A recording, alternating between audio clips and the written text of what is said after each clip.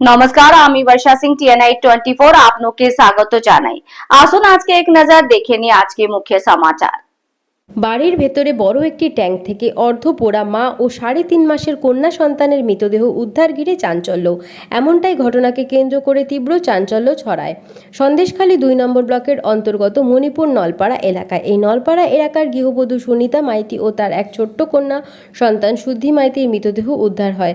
বাড়ির ভেতরে থাকা একটি ট্যাঙ্ক থেকে অর্ধপোড়া অর্ধনগ্ন ওই গৃহবধূর মৃতদেহ উদ্ধারের পাশাপাশি তার পাশে থাকা ছোট্ট 3.5 মাসের কন্যা সন্তানের মৃতদেহ উদ্ধার করে সন্দেশখালী থানার পুলিশ। ওই মা ও শিশুর মৃতদেহ উদ্ধার ঘিরে এলাকায় তৈরি হয়েছে রহস্য। মৃত গৃহবধূর বাপের বাড়ির পরিবারের লোকদের দাবি তাকে খুন করা হয়েছে। আবার এই দাবি মানতে নারাজ গৃহবধূর শ্বশুরবাড়ির লোকেরা। গৃহবধূর বাপের বাড়ির লোকেদের দাবি কন্যা সন্তান হওয়ায় তার উপরে সম্পত্তি, মানসিক ও শারীরিক নির্যাতন চালাতো শ্বশুরবাড়ির লোকেরা। সেই নির্যাতনের জেরেই গৃহবধূ ও তার কন্যা সন্তানকে পুড়িয়ে খুন করা হয়েছে বলে দাবি। দীপঙ্কর পাইক নামে মৃত গৃহবধূর দাদা বলেন, বোনের কন্যা সন্তান হওয়ার পর থেকেই বোনের উপরে শারীরিক ও মানসিক নির্যাতন চালাতো শ্বশুরবাড়ির লোকেরা। তার জেরেই বোন আর ভাগ্নিকে ওরা পুড়িয়ে খুন করেছে। আমরা এর সঠিক তদন্ত চাই। এই ঘটনার পর পলাতক ওই গৃহবধূর স্বামী, শ্বশুর, শাশুড়ি। পলাতক স্বামীর খোঁজে তল্লাশি শুরু করেছে সন্দেশখালী থানার পুলিশ। সন্দেশখালী থানার পুলিশ ওই গৃহবধূ ও তার কন্যা সন্তানের মৃতদেহ উদ্ধার করে ময়নাতদন্তের জন্য বসিরহাট জেলা হাসপাতালে পাঠিয়েছে। তবে এটি খুন না এর পেছনে অন্য কোনো রহস্য রয়েছে তা ইতিমধ্যেই তদন্ত শুরু করেছে সন্দেশখালী থানার পুলিশ। Bureau report TNI 24। জানেন কি আপনি? না, আমরা সকালেই জানতে পারলাম। কখন ঘটেছে?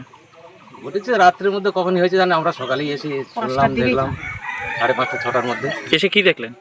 এসে ওই ওদের বাড়িতে ছেলেগুলো এখানে বাড়িয়ে কান্নাকাটি করছে, এই বাড়িতে এরকম একটা দুর্ঘটনা। তারপর আমি নিজে আবার ওই বিশ্বকে প্রশাসনকে ফোন করলাম, আসতে বললাম। তারপর পাশাপাশি সবাই এক এক করে কাড়িয়ে সব লোকজন মানে হয়ে গেছে। ওনার স্বামী কি বাড়িতে ছিল? হ্যাঁ, বাড়িতে ছিল। পরিবারে কে কে আছেন? পরিবারে বলতে ওনার বাবা মা বাড়ি ছিল না, কালকে সোনারপুরে গেছে, আর 2 ভাই আর 2 বউ বাড়িতেই ছিল। আচ্ছা, ওনাদের স্বামী স্ত্রীর মধ্যে কি কোনো সম্পর্কের অবনতি এরকম কিছু? আমরা পাশাপাশি ওই গন্ডগোল হতে দেখেছি। আচ্ছা, এত বড় একটা মর্মান্তিক দুর্ঘটনা, মানে এটা কীরকমভাবে নিচ্ছেন আপনারা প্রতিবেশী হিসেবে? খুব খারাপ, খুব তদন্ত হোক, কারণ এটা মর্মান্তিক দৃশ্য, এর মরণ মেনে নেওয়া যায় না। আচ্ছা, আপনারা এখন কি চাইছেন? যেটা সঠিক তদন্ত করে যেটা হবে সেটাই আইনের ব্যাপার। মৃত্যুর কারণটা যাতে জানা যাক, আর সঠিক তদন্ত হয়ে দোষী শাস্তি পাক, এটাই কি চাইছেন? হ্যাঁ হ্যাঁ। আপনার নাম? নির্মল কামিলা। আপনি কি এনার প্রতিবেশী? হ্যাঁ, প্রতিবেশী। ধন্যবাদ। ঠিক আছে। বলছি, আপনি এখানে এসে কি দেখলেন? আমি সকালে সংবাদ পেলাম, এখান থেকে ফোন করলো, এটা আমারই সংসদ, বুথ নম্বর 242। আমি এখানে এসে শুনলাম এই ঘটনা। আমি তখন নিজে দেখতে যাইনি। তারপরে পুলিশ আসার পরে পুলিশের সঙ্গে আমি গেছি, যে দেখলাম বাক্সের মধ্যে বসা অবস্থায় রয়েছে, পাশে একটা কেরোসিনের জার আছে, পায়ের ধারে শিশু সন্তানটি রয়েছে, সেই অবস্থায় একটা অগ্নিদগ্ধ হয়েছে। কখন হলো আর কিভাবে হলো জানতে পেরেছেন? যেটা জানতে পারলাম, এদের পরিবার সূত্রে রাত্রে খাওয়া দাওয়া করেছে, স্বাভাবিক সম্পর্ক, একসাথে শুয়েছিল। সকালবেলা যখন ছেলেটি উঠে দেখছে পাশে তার ওয়াইফও নেই এবং বাচ্চাটিও নেই, তখনও উঠে খোঁজাখুঁজি করছে গেল কোথায়। ওয়াইফ সকালবেলা উঠে যাওয়াটা স্বাভাবিক, কিন্তু বাচ্চাটি থাকবে বিছানায়। তারপর চারিদিকে খোঁজাখুঁজি করছে, কোথাও পাচ্ছে না। এরা নিচের ঘরে শুয়েছিল, আর উপরের ঘরে সেই 2টো ঘর পার করে তারপরে ঢুকতে হয়। তার ভেতরে আবার একটা বারান্দা আছে, সেই বারান্দায় এদের কিছু কাপড় চোপড় জিনিসপত্র রাখার একটা বাক্স ছিল। সেই বাক্সের মধ্যে ওরা তখন ওই যখন খোঁজাখুঁজি করছে, করে চিৎকার চেঁচামেচি করছে চারিদিকে, উপরে যে দেখছে তখন ওই ধোঁয়া বেরোচ্ছে উপরে ঘর। তারপরে ধোঁয়া বেরোচ্ছে, তারপর দেখছে বাক্সের মধ্যে থেকে ধোঁয়া বেরোচ্ছে। তখন ওরা দেখে বাক্সের মধ্যে এই পরিস্থিতি। তখন পাশাপাশি লোকজন সবাইকে ডাকাডাকি চিৎকার চেঁচামেচি করে, এইভাবে বিষয়টা জানাজানি হয়। সেই মর্মান্তিক দুর্ঘটনা যেটি ঘটলো, এটা কি নিছকই পারিবারিক না অন্য কোনো কিছু মন নিতে পারে? পারিবারিক বলতে পারবো না, এই কারণে পারিপার্শ্বিক সমস্ত মানুষজনের কাছ থেকে যেটুকু স্টেটমেন্ট পেয়েছি, বা আমি 1-2 বার ব্যক্তিগতভাবে প্রয়োজনে দলের স্বার্থে এদের বাড়িতে এসেছি, এদের 2টি বউর এবং শাশুড়ির অত্যন্ত সুসম্পর্ক, 2টি ছেলে এবং স্বামীর সাথেও, মানে এই বাড়ির যে অভিভাবক পরিতোষ মাইতি, এদের একটা সুন্দর বন্ডিং, ভালো একটা সম্পর্ক। যেটা শুনলাম মেয়ের বাবার কাছ থেকে, যে মেয়েটি নাকি ভেরি রিসেন্ট কি থ্যালাসেমিয়া আক্রান্ত হয়েছে, সেইটা নিয়ে একটা মেন্টালি ফ্রাস্ট্রেশনে ভুগছিল। মাঝে মধ্যে নাকি বলতো আমার বাচ্চাটাকে তোমরা দেখো, আমি তো বাঁচবো না, মুখ তমুক ইত্যাদি ইত্যাদি। মেয়ের বাবার কাছ থেকে যে স্টেটমেন্টটা আমাদের কাছে দিয়েছে, তো সেইটুকু শুনেছি। তারপরে পুলিশ ইনভেস্টিগেশন করছে, পুলিশের মতো দেখবে, আইনের পথে চলবে। আপনার নাম? আমার নাম প্রসেনজিৎ গাঙ্গুলি, আমি মণিপুর গ্রাম পঞ্চায়েতের প্রধান। ধন্যবাদ। আপনি কি হন? আমরা ওর মেয়ের বাপের বাড়ির আত্মীয়। আমরা কেমন আত্মীয়? আমরা ভাইরা, এরা ভাই, আমি পাশের বাড়ি ও, আপনারা কখন জানলেন? কাকু।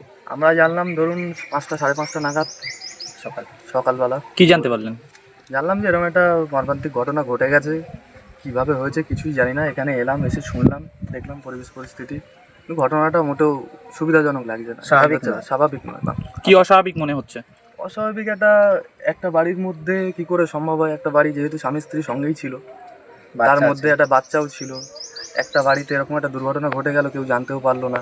সকালবেলা জানতে কিরকম একটা টোটালি একটা অন্যরকমই লাগছে ব্যাপারটা, স্বাভাবিক না মোটামুটি। আপনারা কি বলতে চাইছেন এখন? বলতে চাইছি তদন্ত হোক, যারা এসছে বা যারা করছে সঠিক তদন্তটা হোক, তারপরে বোঝা যাবে। ওটা কি ভাই হন আপনার? হ্যাঁ, আমি ভাই হই, দাদা। আপনারা এখন পাড়া প্রতিবেশীর কাছ থেকে কি শুনতে চাইছেন, কি জানতে চাইছেন?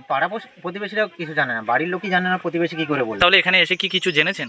এখানে এসে জানলাম যে মানে আমার বোনের আর কি, জামাই আর কি, ও বোনাই বলছে যে আমি সকালবেলা উঠে দেখি যে আমার মেয়েকে বউকে খুঁজে পাচ্ছি না। এবার খুঁজে গিয়ে দেখি ট্যাঙ্কের ভিতর পোড়া অবস্থায় পড়ে আছে। কিন্তু ট্যাঙ্কের ভিতর পড়েছে, সেখানে ডিজেলের ড্রাম আছে, প্লাস্টিকের ড্রাম, সে ড্রাম পড়েনি, তেলের ড্রামটাই পড়েনি।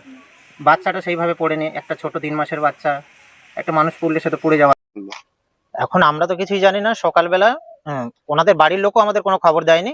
এক প্রতিবেশী আমাকে ফোন করে বলল যে বোন এবং বোনের যে একটা ছোট 3.5 মাসের বাচ্চা, দুজন আগুনে পুড়ে মরে গেছে।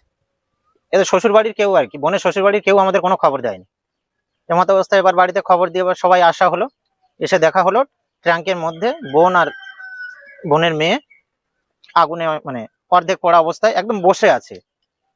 যে একটা মানুষ আগুনে পুড়লে ছটকাবে বা কোনো কিছু হবে এরকম কোনো কিছু নেই। তার ভিতরে একটা প্লাস্টিকের তেলের ড্রাম আছে, ডিজেলের, সেই প্লাস্টিকের ড্রামও পড়েনি। এবং একটা 4 ফুট 5 ফুট হাইটের ট্রাঙ্ক, সেখানে একটা শাড়ি পরে একটা বাচ্চাকে নিয়ে তার ভিতর ঢুকছে। সেখানে আশেপাশে কোথাও টুল নেই, যে আগুনে পুড়েছে তার কোনো প্রমাণ নেই, লাইটার বা দেশলাই কোনো কিছুই নেই। কি মনে হচ্ছে? আমাদের তো মনে হচ্ছে মৃত্যুটা স্বাভাবিক না, কারণ স্বাভাবিক মৃত্যু হলে একটা ছোট বাচ্চা 3 মাসের বাচ্চা, সে তো সবার আগে পুড়ে, কিন্তু বাচ্চাটা তেমন পড়েনি, একটা সাইড সামান্য পড়েছে। তোমার বোনকে কি মানে কেউ খুন করেছে?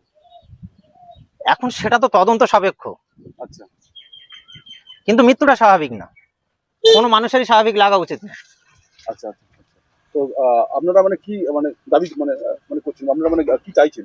আমরা চাইছি যে বোনের মৃত্যুর পিছনে যারা দায়ী তাদের বিচার বিভাগে তদন্ত খুঁজে বের করা হোক এবং তাদের বিরুদ্ধে উপযুক্ত ব্যবস্থা নেওয়া হোক। কারা দায়ী মনে করছে?